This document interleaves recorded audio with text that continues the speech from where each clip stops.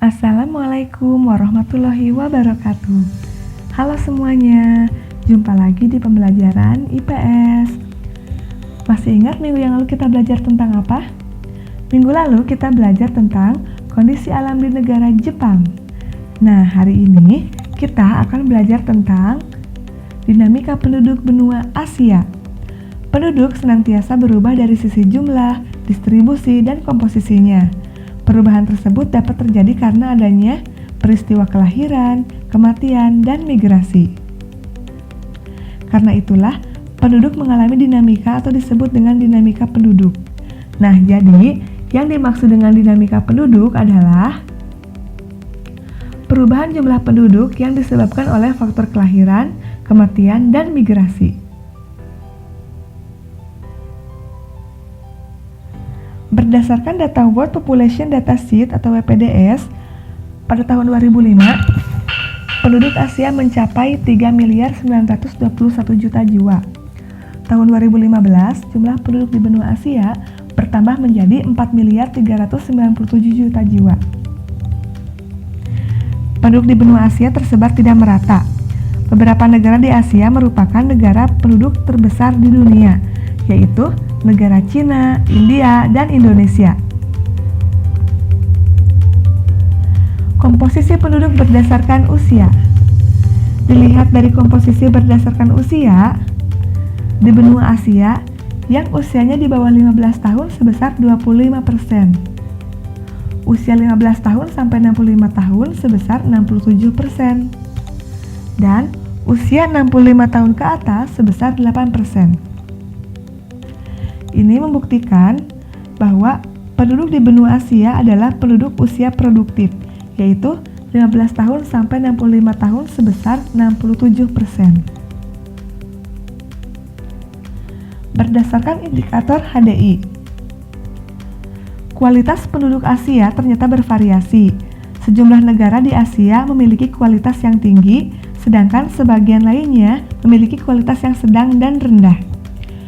Penduduk Asia memiliki kualitas yang dapat dilihat dengan menggunakan ukuran HDI. Ukuran HDI merupakan gabungan dari indikator angka harapan hidup sejak lahir, pendidikan, dan pendapatan per kapita. Jika suatu negara memiliki sektor HDI yang tinggi, maka penduduk negara tersebut menunjukkan angka harapan hidup yang lebih panjang, lama pendidikan yang lebih lama, dan pendapatan per kapita yang lebih tinggi. Negara Jepang, Korea Selatan, Singapura, Brunei Darussalam, Cina, dan Saudi Arabia adalah negara di Asia yang merupakan kelompok dengan kualitas penduduk atau HDI yang sangat tinggi. Bagaimana dengan Indonesia? Indonesia termasuk kategori sedang dan Nepal termasuk kategori yang rendah. Ras benua Asia. Benua Asia memiliki 3 ras, yaitu ras Kaukasoid, ras Mongoloid, dan ras Negroid. Yang pertama ada ras Kaukasoid. Ciri-ciri ras Kaukasoid adalah berkulit putih dan berbadan tinggi. Ras ini hampir menyerupai ras Eropoid dari Eropa, yaitu berkulit putih, bermata biru, berambut pirang, dan berbadan tinggi.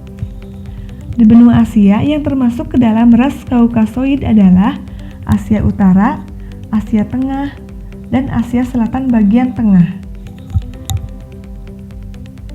Ini adalah contoh yang termasuk ke dalam ciri-ciri ras Kaukasoid.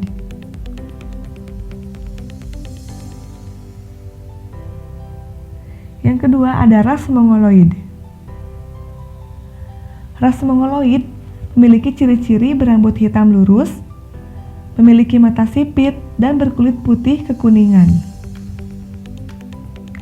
Yang termasuk ke dalam ras Mongoloid di benua Asia adalah Asia Timur, Asia Tenggara, kaki pegunungan Himalaya bagian selatan. Nah, ini adalah contoh yang termasuk ke dalam ras Mongoloid.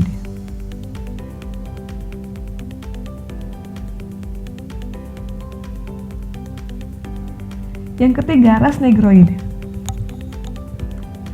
Ciri-ciri ras Negroid adalah berkulit berwarna hitam serta berambut keriting, akan tetapi anggota ras Khoisan serta ras Australoid tidak termasuk ras Negroid, walaupun memiliki kulit hitam dan berambut keriting.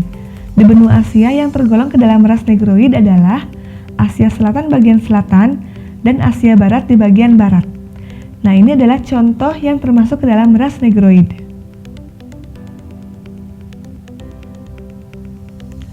Agama besar di dunia. Benua Asia merupakan tempat lahirnya agama-agama besar di dunia, yaitu ada agama Hindu, Sikh, Konfusianisme, Taoisme, Shinto, Buddha, Islam, dan Kristen. Keragaman benua Asia.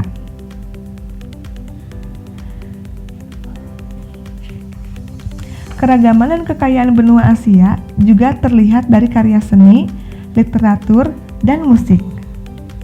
Porselen, keramik, kaligrafi, lukisan, peralatan dari gelas dan metal, tekstil, dan arsitektur. Karya seni berupa alat musik juga sangat banyak jenisnya di benua Asia. Alhamdulillah, materi hari ini sudah selesai. Sudah paham? Kalau sudah paham, mari kita kerjakan tugasnya dan say hamdalah. Sampai jumpa di minggu depan. Wassalamualaikum warahmatullahi wabarakatuh.